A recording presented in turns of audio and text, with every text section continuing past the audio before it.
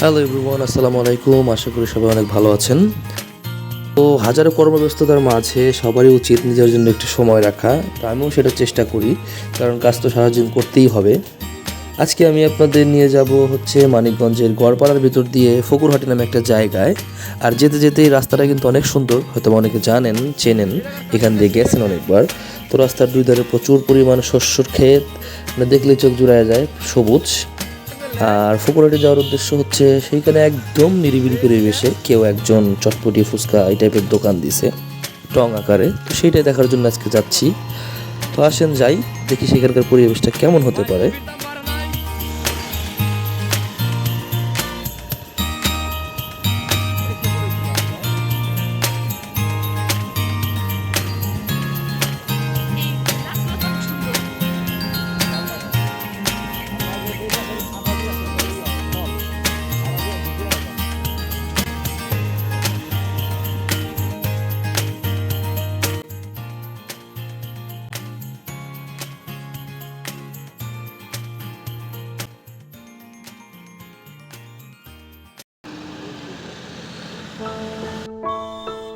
জায়গাটার ব্যাপারে যেমন শুনছিলাম ঠিক তেমনই কোলাহল মুক্ত।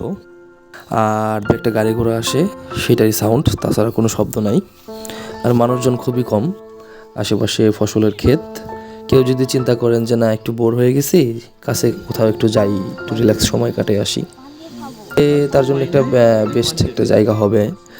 আর এখানে ওইভাবে খাবার দাবার কিছু পাবেন না, চটপটি ফুচকা এগুলাই।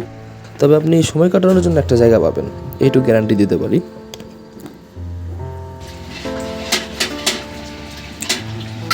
ভাইজান কি আগে দোকান টোকান করছেন কোনো চটপটি?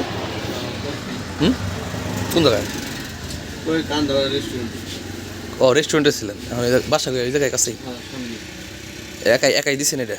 হ্যাঁ, আমার নিজেই। দেখ, সুন্দর বুদ্ধি দিয়েছে। লোকজন আসো তেমনি না? লোক ঘরে আসলে এই জায়গা দিয়ে এখন শীত করছে তো লোক কমে গেছে। শীতের ভিতরে আপনি এই যে বারবি করে একটা সিস্টেম করতে পারেন। যাওয়া আসা করে দেখছি, হয়তো আমি দিমু আর কি। এই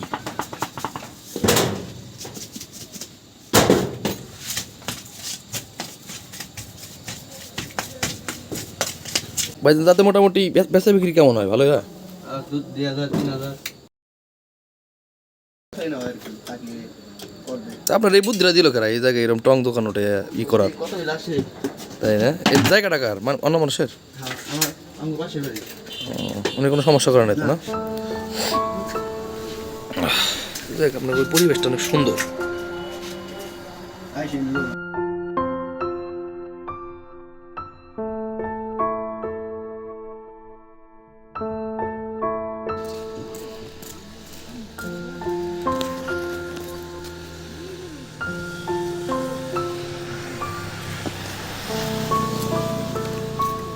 আমি এই জায়গার খাবারটাকে একদম ভালো বলবো না, আবার খারাপও বলবো না, অ্যাভারেজ, মাঝামাঝি।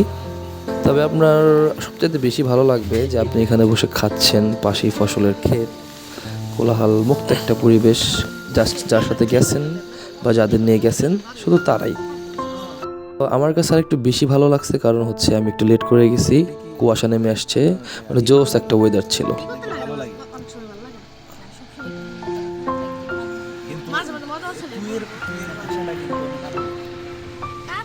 আদরের লিমিট ক্রস করা হচ্ছে